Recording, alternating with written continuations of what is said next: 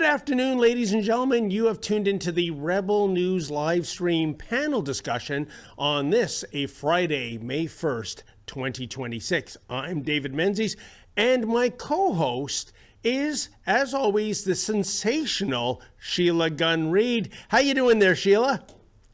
I'm doing great. Normally I don't, well, the last few weeks I have done the show on Friday, but you and I didn't get to do the show together on Monday, so we have to give the people what they want. So that's what we're doing here today. It's nice to be wanted. You know what? Someone's got to. So normally we have a panelist on the show on Friday, or panelists. Ours is running a little bit behind, but she is worth the wait. But we will get started on the show because we're already 10 minutes past, and I really can't go too long today because I have some other things to film and other missions to get on to. So if you are watching the show on Rumble and you want to get involved, one of the great ways to do that while supporting the work that we do here at Rebel News is to leave a Rumble rant. That's their paid chat over there. If it's over the $5 US cutoff, it's mandatory for us to read it on air. If it's below that, we'll do our very best, time permitting. So, and we, regular viewers of the show know, we do our very best, time permitting. If you are watching us over on YouTube, the same rules apply. Their paid chat is called a super chat. And if you missed a live version of the show, but you love yourself some Sheila and David, and you feel moved by the Holy Spirit to support us, you can leave a paid comment called a super thanks, and that will be highlighted in the chat as well. I think that's it. Okay. And Sheila, I'm going to let you lead with the show today because a lot of these topics like pipelines and whatnot are part of your bailiwick. And when our mystery guest joins us, I'll introduce her because, folks, she was in the news earlier this week. Yeah, sometimes she reports the news, sometimes she makes the news. So don't go away, as Billy Red Lions used to say, don't you dare miss it. So hang on for our mystery guest. Oh, she's joining us now. Oh, is she? Yes, she's here now. So I don't have to sort through the topics to see which ones we get to talk to her about and try to rag the puck and kill time. There she is. All right. You are the mystery guest. There you go, folks. As you might be aware, on Monday, she received some very bad news. After 9 stellar seasons, she was fired as an analyst on Football Night in America, but we would never fire her. Well, no, I take that back. She'd have to do something really, really worse than speculating on an extramarital affair. And I speak of the person who still is gainfully employed at the Canadian Taxpayer Federation, and that would be Kris Sims. How you doing there, Kris? Hi. I know nothing about football or any of the other things you just mentioned. So actually, that's not true. That's not true. I used to watch the NFL back when I was a little kid, and Warren Moon was the quarterback for it was a Texas team. Houston Oilers. Houston Oilers. I liked them because they had blue pants.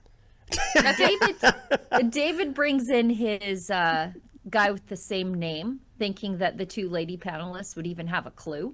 Oh, wait a minute. Did I make Olivia, do we have a clip of that news item? Did I misread it? Yeah. Hang on one sec. Oh, it's another Kris Sims. Yeah. I will now channel my inner Emily Latilla from Saturday Night Live. Never mind. You know, David, the jokes they don't land the same when you have to stop and explain them. Let's tell everybody what I thought there was a gas leak in the studio. Like, I thought that there was nitrous, like laughing gas in David's studio. I had no idea what you were talking about.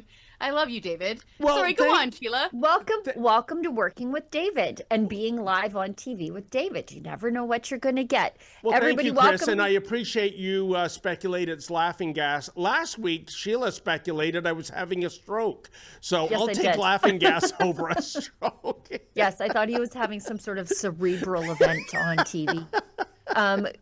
Welcome to the show, my friend, Kris Sims from the Canadian Taxpayers Federation. She's the Alberta director and a dear friend of mine in real life. So I'm glad to have her on the show. I'm not sure how long we have you for, probably till the half past. So I do want to get into the things that are directly under the CTF purview because I don't want to cross the streams, as they Get say me on in trouble. Ghostbusters. Yes. Get in trouble for sure. So I want to talk about, first off, Olivia, bottom of the agenda, Jonathan Wilkinson on the MOU. We've got a video where he says it's not really about getting a pipeline done. So just put that right out of your mind, everybody. I appreciate the honesty, though. He says it's about engaging Alberta in the fight against climate change, as if we need help from these people. Let's watch. There are two different ways to see the Alberta MOU. One is to say, well, some elements of the climate policy are not as strong, perhaps going forward. But the other way is to say this is about engaging Alberta in the fight against climate change. Like, to the extent that we get an Alberta that's committed to a strong industrial carbon price, that is moving forward with carbon capture and storage to be able to reduce emissions in the oil and gas sector, that's a good thing. And I guess I would also say, I've known Mark Carney for a long time. He was the UN advisor on climate when I was the Minister of Environment. I actually knew him when he was an investment banker and I was running clean tech companies. The Prime Minister really understands climate, and he cares. He deeply cares about climate change. And so I would say I have great confidence that as we move forward, the government is going to continue the fight. It may look different. The timelines may be slightly adjusted, but I am quite confident that the government's going to continue to fight climate change. In case you were ever concerned about getting a pipeline done, I guess this is probably your forget it moment. Kris? To the West Coast, although I don't have the details yet, but I was pretty happy to see that announcement yesterday, where it looks like there could be one that's going through the West Coast of the United States of America. Unfortunately, that doesn't mean it's going through Canada anytime soon. But what I could see, again, big asterisks here because I don't know the details.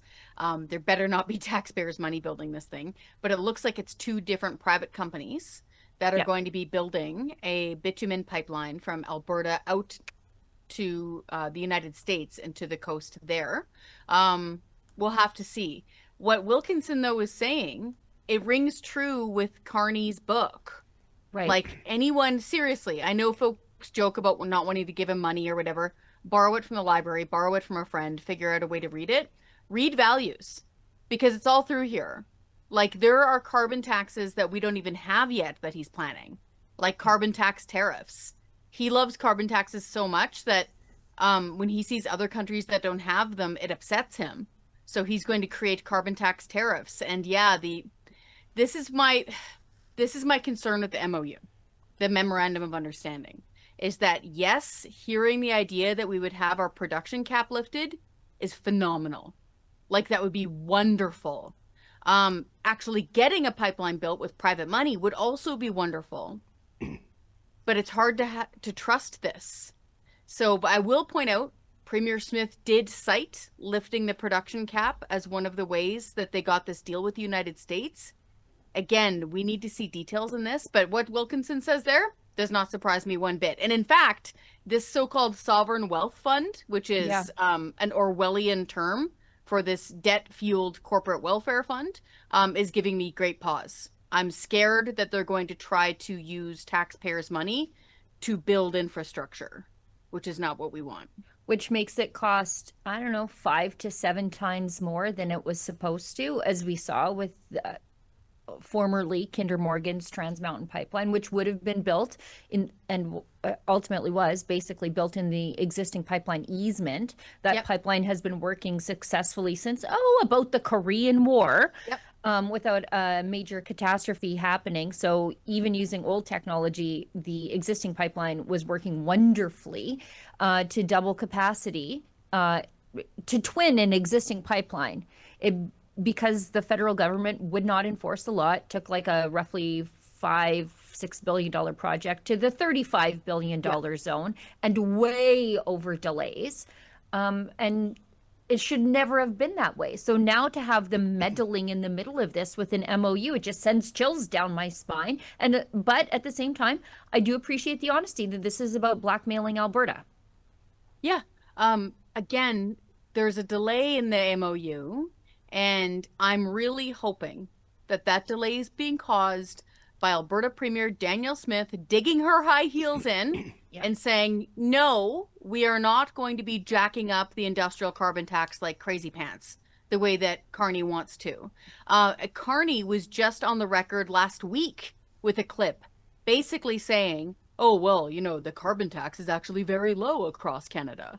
I'm trying my best to do an impersonation. He said it's too low. And in fact, just after signing that document, people will remember the ink wasn't dry and he walked out. He couldn't help himself. And he bragged to the media saying it's going to be 6 times higher now, meaning the carbon tax. Yep. And apparently a birdie tells me, Sheila and David, the Alberta team, the Edmonton team for the government didn't want Carney talking to the media right after. They were hoping. So.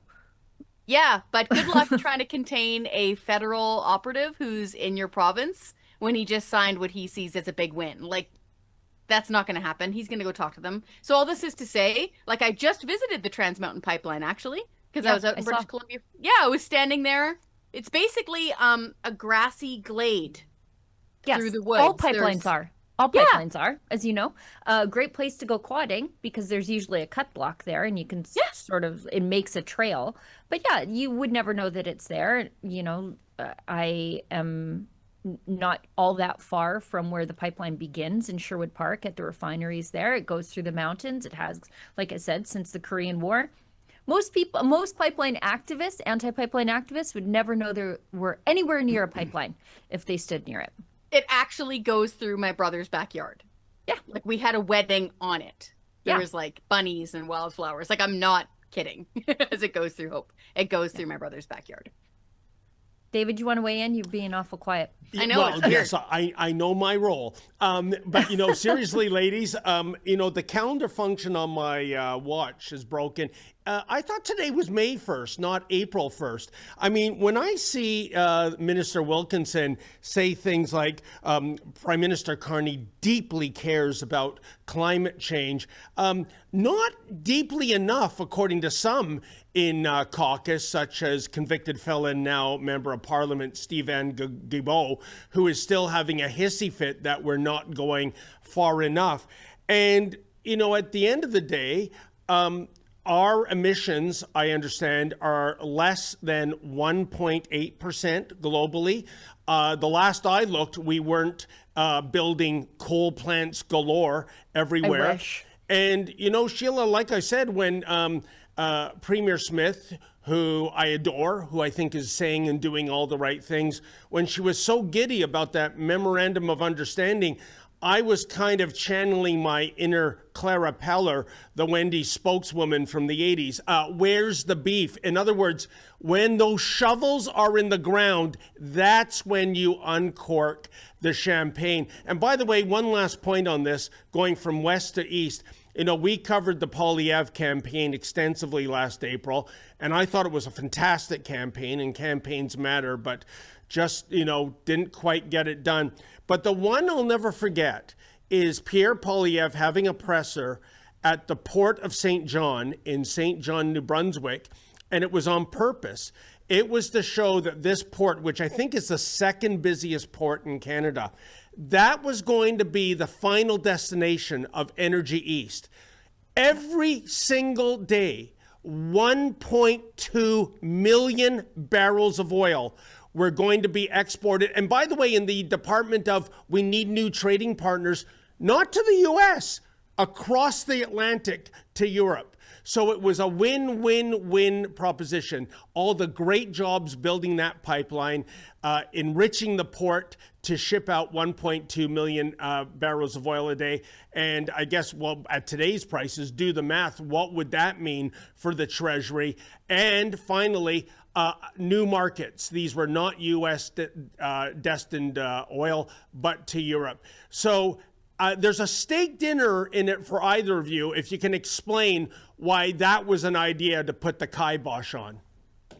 It wasn't. It never was. Is that the port where we are now intaking Egyptian natural gas because we can't build infrastructure across this country either for natural gas, let alone oil? Okay, perfect. Thanks. So for folks who haven't been out that way, I've got family out there, and I was the Atlantic director of Sun News Network.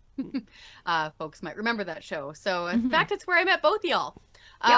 St. John New Brunswick, oh, fun tip. A way to remember the difference between St. John's, Newfoundland, and St. John, New Brunswick, is to picture the island of Newfoundland as the S. Ooh. Way to remember it. So St. John, New Brunswick is actually really interesting from a fiscal point of view because it is an economic powerhouse in its own right. It's a massive port, to your point, David. Like, this is not just some little, seashore with a few lobsters on it. No, it is a massive deep sea port. There are huge shipments coming in and out of that thing all the time. It's super impressive. For anyone who actually admires production and trade and wealth, I would recommend they go check it out. It's similar to going and seeing, what do you call it there, us here in Alberta, Refiner Row or whatever it is? Refinery Row, yeah, and the industrial heartland. Yeah. It's fascinating, similar to Sarnia, right, as what it used to be. Just seeing the production of goods made by men in order to be sold to help people. Like, people go check out St. John, New Brunswick, because, yeah, that would have been a perfect place to have a pipeline going out to, again, using private company money. Employing people as they're building it, employing people as they're running it. We're not even touching the tax dollars that would be coming from the royalty revenues either. Like, what's frustrating here, guys, is that we're continuing to see the federal government strangle production, like real wealth production, while giving out falsehoods, frankly, calling something a sovereign wealth fund when it's nothing of the sort. It's a debt fund. Yep. The very idea that they would invoke Norway's name of a sovereign wealth fund is an affront to the English language. It's unbelievable. Oh, and by the way, one quick point, since Kris Sims was educating the mainlanders on Atlantic Canada, when it comes to St. John, New Brunswick and St. John's, Newfoundland, St. John's, Newfoundland is always the apostrophe S, and you always abbreviate Saint, ST period, whereas you spell out the word Saint for St. John. Am I correct for that, Kris Sims? Yes, but I can't remember how to do that. I don't have a mental trick for that one. I have to look it up every time. The abbreviation versus the SAINT. Well, I'm just going to give myself a Barry Horowitz pat on the back for that. Okay, thank you. Now, I want to talk about this thing that Kris touched on before we have to jettison her back to the real world in her real job. Trump just approved a pipeline that could increase Canada-U.S. oil exports to 1 million barrels per day. He signed an order authorizing Bridger Pipeline's proposed project to transport Canadian crude, Alberta crude, let's be accurate, from the U.S.-Canada border to Wyoming. So the pipeline is a joint proposal from Canadian pipeline company South Bow and the U.S.-based Bridger Pipeline. And so this one pipeline could increase our exports by 12%. The beginning of it is in Hardisty. The terminus is in Wyoming. And for everybody who says that they didn't like Danielle Smith's approach with the Americans, where she said, actually, we should talk to them instead of constantly fight with them. We should try to figure this out. I'll go to places where I know Republicans are and actually get in their ear. This is what it got us, not endless tariffs like Doug Ford. Go ahead, Kris. I'd love to jump in on that. So one, I was looking at the map, and I think from Wyoming, it goes down to an existing pipeline out of the Gulf of America or Mexico. I don't know what we're allowed to call it. Okay. Wanted to abide by rebel rules, the Gulf of America. I didn't see it going out to the West Coast, but I guess that doesn't matter because as far as we're concerned, the terminus goes to Wyoming. Yes. Okay, cool. And then second on that issue, and we went on national TV because it's funny, national mainstream media called. They're like, do you think this is a good use of taxpayers' money for the Premier of Alberta to go down there on a charm offensive and try to sell Alberta? Oh, yes, I do. Yes, this is her job. Yes, we do. This is smart. Yes, please go on Daily Wire. Yes, please sit on stage with Ben Shapiro because Ben Shapiro is going to pick up the phone and talk to all of his friends who, I don't know, work in the Oval Office. Or the VP. Yeah, okay. Like, I'm just going out on a limb here. I'm not a diplomatic expert or nothing like that, but I'm just going out on a limb that if you go down there and you speak to them directly and you go to Mar-a-Lago and you're talking about building things and generating wealth, that it might go well for you. And people might remember that Alberta wound up with a lower tariff rate. 10%, yeah. Shortly after that charm offensive. So yeah, obviously, don't go blowing your money on the weekend while you're down there, which they didn't, right? We checked how much they were spending. It was very reasonable. But yeah, use your money wisely and pick your battles wisely and go do it. I will leave you this one point, and I do have a few more minutes if you need to keep me babbling on longer, Sheila, because I did keep you waiting. But look at what happened just recently with His Majesty King Charles III. He went on a huge charm offensive there with his wife, Queen Consort Camilla. And what did he do?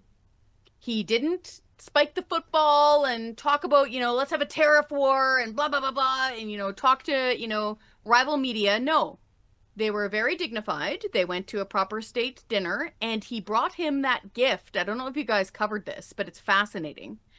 They brought U.S. President Donald Trump a bell from the USS Trump, which was a submarine, as far as I've been reading, during the Second World War.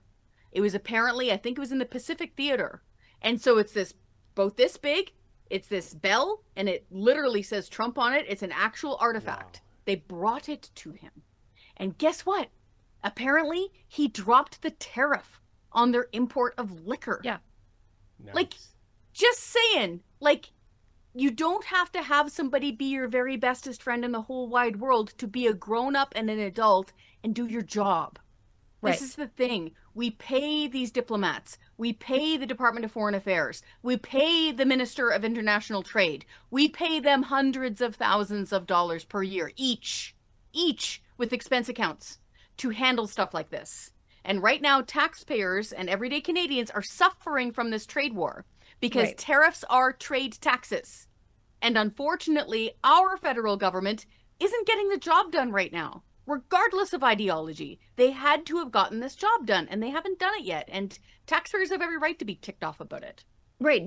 This is an ongoing war of egos. Yeah. And the casualties in this war of egos happen to be everyday Canadians just trying to pay their bills and live their lives. And, it's pretty clear that the Liberals are using this as an ongoing campaign strategy, elbows up, because they can't campaign on their own fiscal record or their own human rights record. This is all they have is, we're not Americans. Yeah. Okay. Well, they have their majority now. Maybe they can actually do their job now. Yeah. I mean, look at that silver lining. Before we sorry, David, go ahead. Yeah, no, and I can tell you, to Kris's point, I would bet you a donut that Trump was blown away by being given that bell from the Trump submarine that goes back to the Second World War. By the way, Kris, that wasn't one of the submarines we bought secondhand in the 90s from the UK, could be. Was it? Those leaky things, right? But I love what Kris said, Sheila, charm offensive. Because, if you know Donald Trump, and I've always said to people, if you are trying to understand Donald Trump, read his own book, The Art of the Deal. If you don't want to read that, read Understanding Trump by Newt Gingrich. Yep. And you'll get an understanding of this individual. And it is charm big time, I think, that moves this man. You can call him an egomaniac. So what? Just get the deal done. But I guess, Kris, is there a certain premier in our Dominion that might be able to learn from the charm offensive as opposed to, I don't know, booking millions of dollars worth of ads in the U.S., slamming Trump and using the words of Ronald Reagan in which to do so, a man that Trump idolizes? I think the name, it escapes me. I think they also make automobiles with a big blue oval. But and that explains why Ontario is in the doldrums it is right now. But anyways. This is the thing. So you're right. I personally think that was a huge misstep. But I'm not a diplomacy expert. What I will point out is that regardless of ideology, regardless of the fact that Ontario Premier Doug Ford's government is a fiscal disaster, okay, and they are wasting money like crazy, and they just had to backpedal as fast as they could with this stupid gravy plane purchase, okay, like they're losing the script, okay. Apart from all of that, if you remove all of that, again, we taxpayers pay premiers. We pay them. In Doug Ford's case, it's over $200,000 a year, if I'm not mistaken. We pay cabinet ministers over $300,000 per year each. We pay deputy ministers, who are the heads of departments, hundreds of thousands of dollars per year each. Now add all of the diplomatic staff and all of the embassy staff, and the list goes on. We pay them to do stuff. One of those stuffs is make sure we're not in a trade war with our biggest trading partner. Regardless of how you feel about them. We don't care. Facts don't care about your feelings. Kris, you forgot about one growing category, consultants. In other words, a shadow bureaucracy. Yes, that is disgusting. My friend Franco Terrazzano, the federal director, just talked about that because he was in the budget lockup. They had a mini budget. Finally, they had an update. And yes, Carney is planning on borrowing more than twice as much as Prime Minister Justin Trudeau did. So that whole line of who to thunk the guy with a PhD in economics is worse with money than the drama teacher is true. It's absolutely true. Pierre Poilievre was right when he pointed it out as well, even though the mainstream media got their knickers in a knot about it. So unfortunately, to your point, David, it isn't just the bloated bureaucracy. We haven't just added around 100,000 people to the bureaucracy since 2015. The number of consultants. So they're kind of like, okay, folks, if you guys remember Jacques Cousteau from back when we were kids and you're watching the shark go around, there's all these little feeder fish that hang around the shark, the remores, remember? Oh, and great so analogy. they all hang around the remores. I'm going to start singing soon. So they're all hanging around. That's consultants. They just team around the foot of Parliament Hill and all of those government buildings, and they get government contracts, and they are very rarely subject to any form of scrutiny or audits. And we are blowing crazy amounts of money on them. Thank you for pointing that out, David. I always forget about the consultants. Well, you're welcome. And I'm old enough to remember the Jacques Cousteau specials, and I thought, wouldn't it always be great? And then 1976 came along, and Jaws was released, and I'm not even going in a swimming pool. No way. Poor Sheila. I'm sorry for bringing up Jacques Cousteau. I'm fine. I was just going to say, in these consultants, the reason the federal government loves to offload projects to consultants, even though they have their own IT departments that develop apps and things like that, is because you cannot file access to information with many of these consultants, even though they are technically acting as though they are employees of the state. They aren't. And so I can't hit, I don't know, the Arrive scam gurus with access filings. Those guys have to be called to committee, then refuse to testify at committee, and then get called to the bar in the House of Commons, all because people like me or people like Kris can't hit them with an access filing that they're obligated to respond to. Some of these creatures of the swamp in Ottawa have cloaking devices. Yes. Yes, they do. And those are the consultants. Yes. One thing before we let Kris go. The Liberals voted to shut, and this is wild because we took an adventure out to see this thing.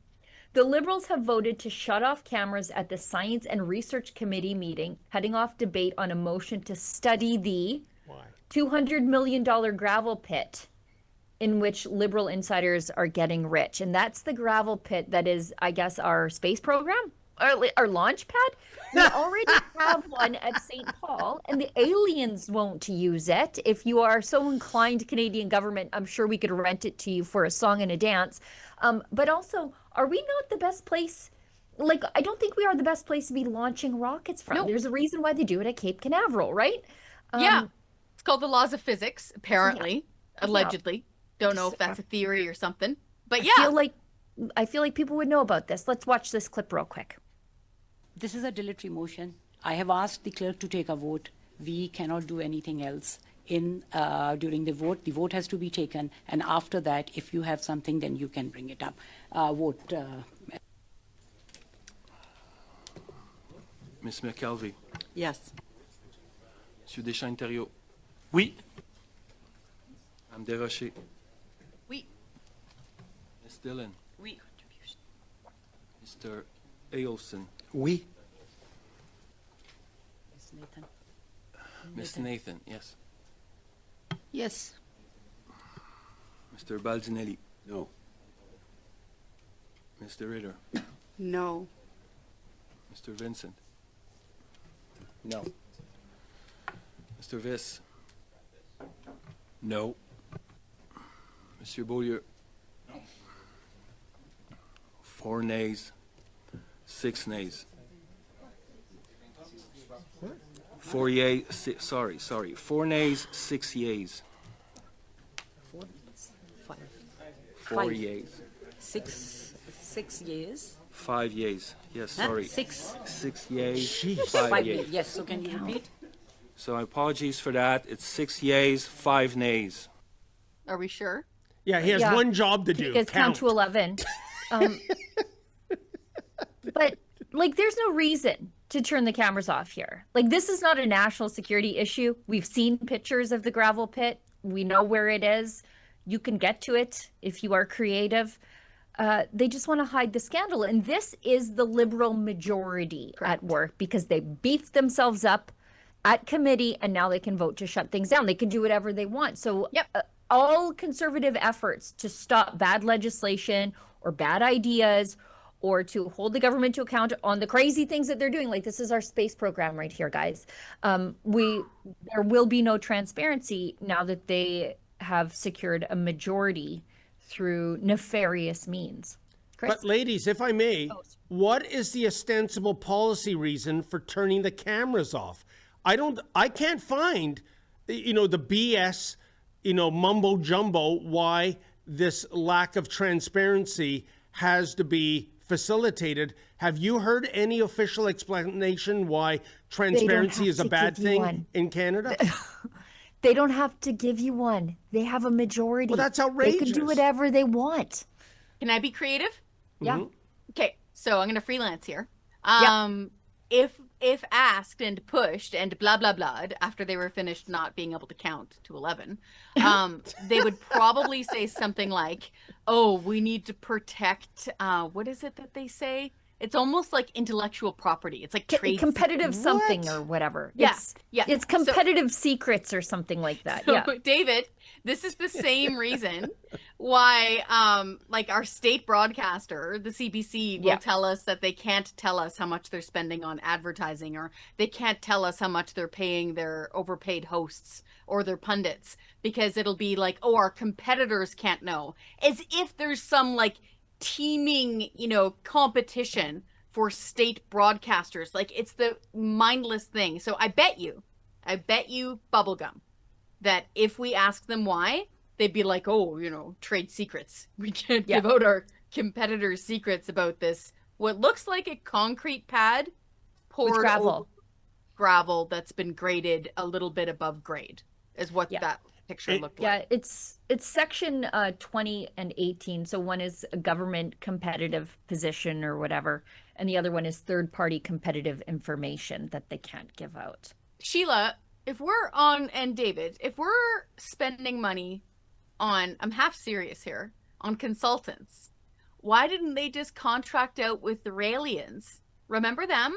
They're the folks, correct me if I'm wrong, and I don't know if their embassies are still active, but I interviewed them like 20 years ago. They were I know exactly who you're talking about, Lord Rael. There's a David, do you know about the Raelians? Yes, Google I've heard about them. Yep. Folks, Google it. I haven't looked them up in a while, so they might have changed their expression. But last I interviewed them many, many moons ago, they were using their own money, bless their hearts. They were using their own money to build like embassies and kind of landing pads for extraterrestrials, for space aliens. Right. And if they've already done the work, folks, just contract it out. Don't even need to pay them. They'll probably let you on to observe. maybe they'll land here. You know what? What I'm saying probably isn't even that funny. I haven't even had a chance to check.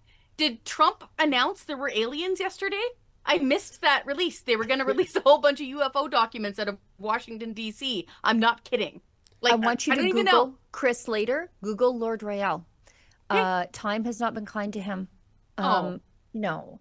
But yeah, I look at this and I see that I loved that interview I did 20 years ago. We have a UFO landing pad in St. Paul, as David knows, because he spent some time there. Yep. This is just another thing fueling Western separation, because we have a perfectly good landing pad and they don't want to use it. Yeah, but to your point, Sheila, if the aliens are spending their own money, knock yourself out. I can tell you this much. Bless them. That UFO landing pad in St. Paul, and I ruffled some feathers when I was able to determine that if you were to land a rocket or a space shuttle there, it would be incinerated Kris, in a have you second. never been But there? that's besides the I've point. not been here. But I'm so excited.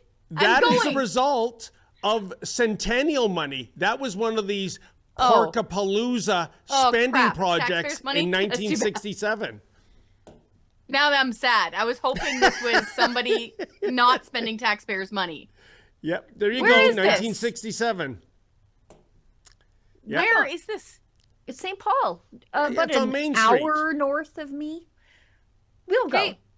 This is on my to-do list after I go visit my favorite big dinosaur in Drumheller. I'll continue driving north, and I'll going north. check out the landing pad. But I'm sad it's taxpayers funded.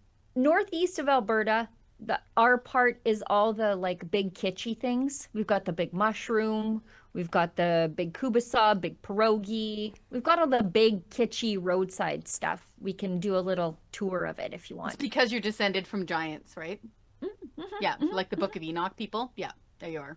Do you remember that episode of Corner Gas where they were going to build the world's biggest hoe? No. Yes. Fill in the punchline on your own. Okay, I think we need to hit an ad break. I think Kris has got to go back to her regular job. She's on loan for us. Kris, I'm doing a thanks so budget much. special, like in a second. Okay. Yes. Okay. Kris, thanks so much for coming on the show. I'll have you back on mine real soon. Yeah, and Okay, thank you, bye. Kris. I'm sorry I got you confused with the other Kris Sims of Football No, you Night in didn't. America, We who look I also exactly the discovered is a same. man, not a woman. You're not transgendering on us, are you? Not lately that I know of. Kris, before I let you go, tell everybody, including David, where they can find your work. Yes. Okay, so go to taxpayer.com. Best way to get involved with us is sign the petition that connects with you. That's me on X. Please give me a follow. I post all sorts of videos and sometimes fun stuff about aliens too. So go to taxpayer.com, sign the petition that speaks to you. It could be like defunding the CBC. It could be canceling the gun grab. It could be getting rid of sales taxes on thrift shop items because being mean to poor people sucks. So go to taxpayer.com, sign the petition, and that's it. You're part of the taxpayer army for free. Great. Thank you, Kris. Bye. Thank you, Kris. Bye-bye. See you guys on the other side of the ad break.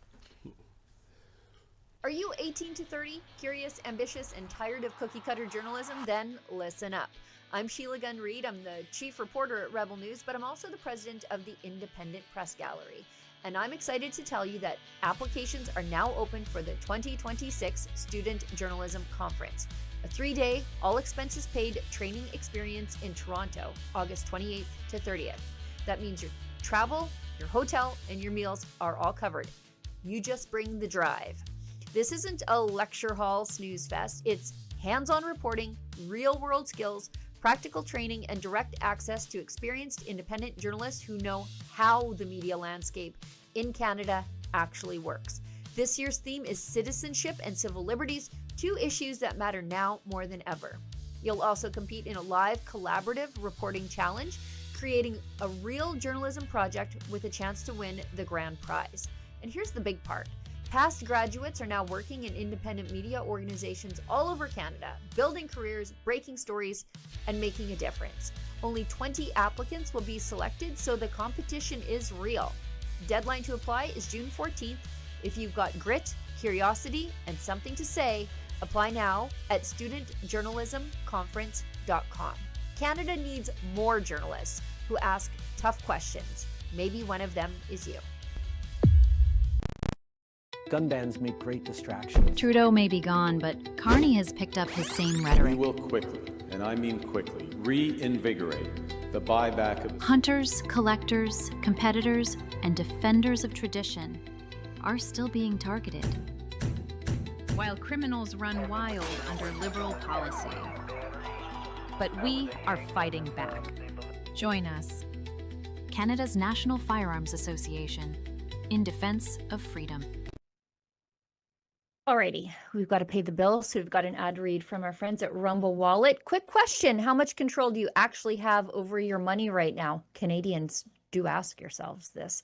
Technology has changed everything, and now it's changing how money works. Crypto started as a niche, but now it's going mainstream. Faster payments, more control, fewer middlemen. This isn't hype, it's just where things are going. And getting started today is easier than you think. That's where Rumble Wallet comes in. With Rumble Wallet, you can buy Bitcoin, hold dollar-backed stable coins, and even own digital gold backed by real gold all in one place. Setup is simple. It connects with MoonPay, so you can use your debit card, credit card, or bank account and be up and running in minutes. Start small, $10, $50, $100. It's not about the amount. It's about getting in early and understanding what's coming next. Once you're set up, you can even tip your favorite Rumble creators, like me, directly. So do this now. Scan the QR code or click the link in the description and download Rumble Wallet. From there, you can set up your wallet, tap buy, and you're in the game. Take control of your money. Get started with Rumble Wallet today. Okay, let's get back into the news. Where are we going here? Conservatives gain ground in new poll, but Canadian politics is in a holding pattern. Oh, sorry, my earpiece disconnected. Can you hear me? Yes. Okay, good. 48% of Canadians say they support the Liberals compared to 37% for the Conservatives when asked which party they would vote for if a federal election were held today. That seems terrifying, but also highly motivating for Western separatists, because we overwhelmingly vote Conservative, and the elections are won or lost in, well, basically Ontario and Quebec, and we can't do anything about that. We can't fix Doug Ford. Yeah. Sheila, I think I understand why this is easily the longest honeymoon in political history, at least for Canada, in terms of the Carney Liberals after a full year. Granted, they didn't have their majority government, but so what? Basically doing nothing tangible and yet surging in the polls. And when I go out on the street, Sheila, I can tell you the answer, the excuse, the fallback reason by Carney supporters is simply this. Well, what do you expect with that maniac in the White House? It is Trump derangement syndrome. My only question is, how long does this continue? How long can they play the big bad bully in the White House card? It's been a year.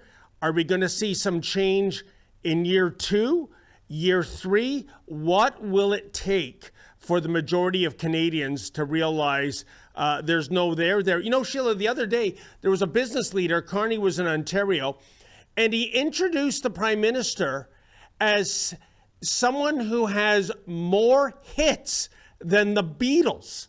That's what he said. How about less hits than Dexy's Midnight Runners? I think that is a more apropos explanation. But come on, Eileen.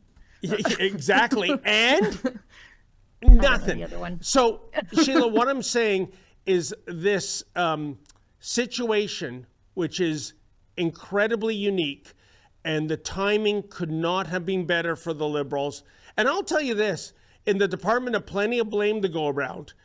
We go back to December 2024, last day of Parliament before an election. Jagmeet Singh could have pulled the plug. We'd go right to an election. Justin Trudeau's popularity was in the sewer. They wouldn't have had a time to have a leadership convention. The polls indicated a supermajority government for Poilievre. Trump has not been inaugurated yet. That's the following month. The T word has not been uttered yet. everything would have been different if not for those few weeks of, Trump being inaugurated into the White House. I mean, I think they'll be teaching this piece of Canadian history and political science classes, Sheila, for decades to come. Yep, I agree. And really, when you look at it, the amount of hate for Trump from Canadians makes zero sense when you see that Trump approved a pipeline quicker than Mark Carney did. Yep. And that American companies are willing to invest in Alberta, but not in the rest of Canada.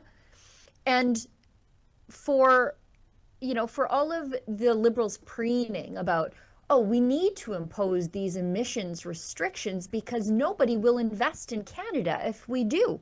Well, one place is investing in one part of the country where we are objecting to emission standards, and that money is coming from a place where they also have not imposed a carbon tax. So what does that tell you about the effect of carbon taxes on investment in the oil and gas sector? Everything everybody reasonable has been saying for, 10 years, but the Liberals keep telling us, no one will do business with you unless you make it more expensive to do business there. And we're supposed to believe that that's a real thing that business leaders say. And Sheila, the amount of Trump derangement hatred that I see, especially these days, in terms of gas prices because of the Iranian conflict, I firmly believe that Donald Trump will be remembered as one of the most important, if not the most important president of the 21st century in America. He is going out of his way, even knowing that this has potential risk for the midterm elections in November, to finally sever the head of this Islamo-Nazi serpent, to get the means of a nuclear bomb and a payload to deliver it out of their hands once and for all after dancing with these maniacs for 47 years. This is so important. And you know what? I'm sorry, Sheila. If it means a few months of putting up with almost $2 a liter gasoline, or in the US, $6 a gallon, so be it, because this is so crucially important. Do you think the Quislings in Europe are going to do anything about these Islamo-Nazis in Tehran? No. The fate of the free world is on this man, and I totally support his initiative there. Yeah, but what do you think our pipeline is about? This newly approved pipeline is so that there is never such a gas spike related to the Strait of Hormuz being bunged up with mines. This gives them supply to meet the demand that is currently driving up the price of oil right now. I mean, the real problem with gas prices right now is that Alberta has not been unleashed on the world. Yeah. But you're 100% right. But I'm going further. What's the use of a new pipeline if the mullahs in Iran have a nuclear bomb that have intercontinental missile capability to lob those missiles over to North America? That's what I'm getting at. Oh, for sure. But, elections are frequently won and lost around the dinner table on things that affect people directly at 100%. home. And gas prices is directly related to that war in Iran. And this pipeline, which no doubt will be fast-tracked, this will help with that. That's all I'm saying. No, you're 100% right. And, of course, Trump's predecessor, Joe Biden, what did he do the first day in office, Sheila? Cancel Keystone XL. Exactly. What was the first thing Trump did when he was elected the first time around? Approve Keystone XL. Keystone XL is like that Seinfeld episode where they kept getting vasectomies. Do you know what I mean? Please, I scare easy. And then I think the second thing he did was ensure the safety of female sports by restoring Title IX to its proper stature. So I think Trump is hitting one home run after another. And people say, well, he's got to focus on domestic policy. Well, sometimes foreign policy is domestic policy. And that's what he's doing by trying to get rid of those Islamo-Nazis in Tehran. So there you go. Okay, let's quickly touch on a couple of things. Let's do the immigration humiliation, as it's dubbed in the headline. This, again, man, Lena Diab, our immigration minister, she told, oh, good, this is from Michelle Rempel-Garner. So, committee, when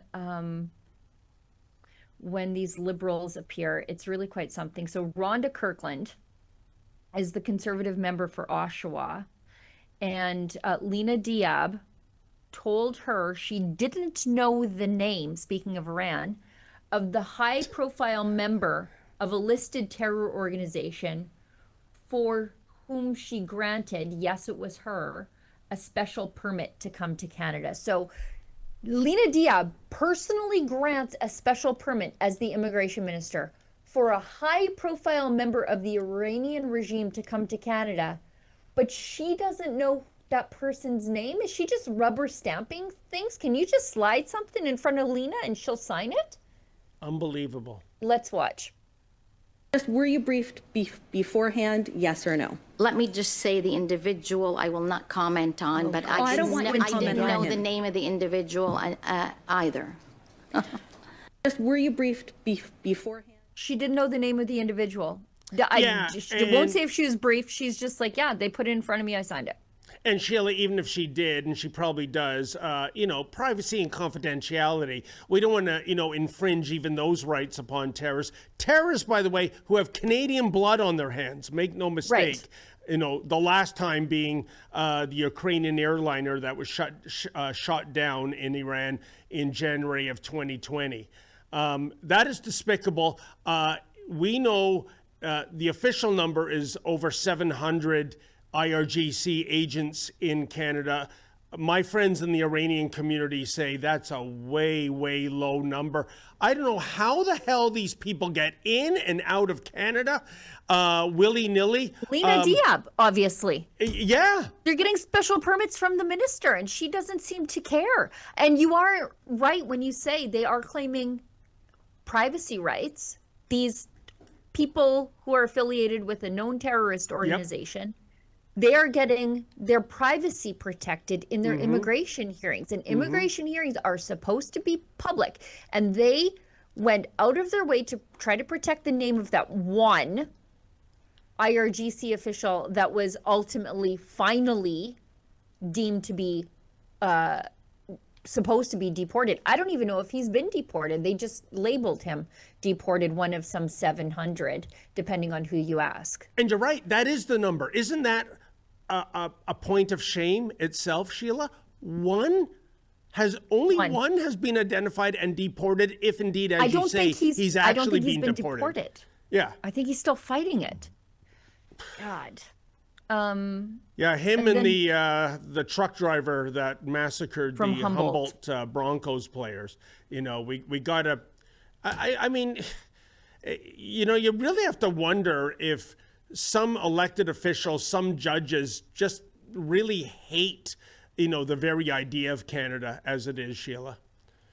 We were talking about that in a meeting this morning, and I think it is the bilingual requirements to be appointed to certain judiciaries in this country that it's preventing more common sense people from certain parts of the country to achieving the highest ranks of the judiciary. And so when you're in the West and you don't see your values reflected in these decisions, that's why.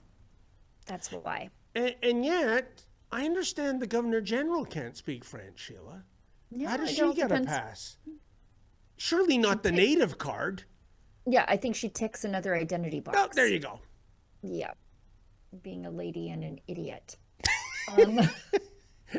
Who the first time she had to go to the Remembrance Day ceremony in Ottawa was late, was past the 11th hour. God, this woman. And then just wringing everything she can out of the taxpayer down there. Oh, yeah. That's the last few governor generals, makes you wonder. Married to a former CBC reporter, by the way. Only found out that the other day. Isn't that something? You know.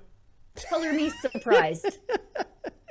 One last thing before we get to the chat, because Yes. this is in the headline, and this I think goes directly to the fact that there are 700 IRGC linked people in the country. Statistics Canada yesterday denied downplaying anti-Semitic incidents in a national hate crimes report. And so anti-Semitic incidents are way up, and Statistics Canada is being accused of downplaying how bad they are. So even that they are way up, it's still not as bad as it is in reality. Access to Information records showed the agency provided a confidential advance copy of its highly anticipated report to Heritage Minister Mark Miller's department before it was published. Statistics Canada does not make editorial decisions based on the identity of the groups involved, said the spokesperson for the agency. All data are subject to rigorous internal review process to ensure accuracy, clarity, and neutrality.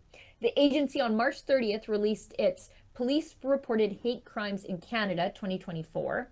The annual publication is highly anticipated by our partners in justice, blah, blah, blah, blah, blah, said the staff memo. But the report reassured readers that hate crimes overall were under control. In 2024, police reported hate crime in Canada was relatively stable following some sharp increases in the previous years. The text did not reference data tables showing that Jews that year were the leading victims of hate crime, though they account for less than 1% of Canada's population.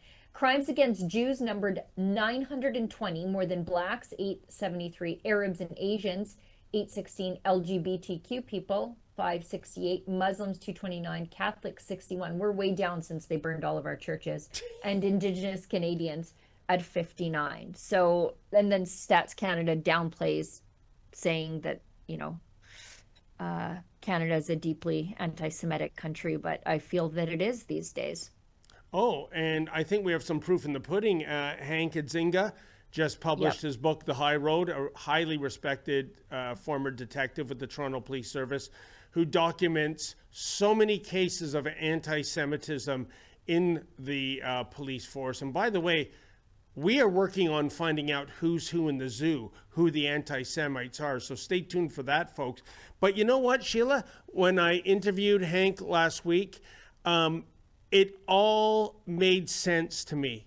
It all made sense in terms of 2.5 years of these pro-Hamas reprobates going into Jewish neighborhoods, chanting genocide, displaying swastikas, cosplaying as Sinwar. And what do the cops do? They arrest peaceful counter demonstrators and members of the independent media. Yep. And you always wonder, what is the unspoken reason? Now we have it.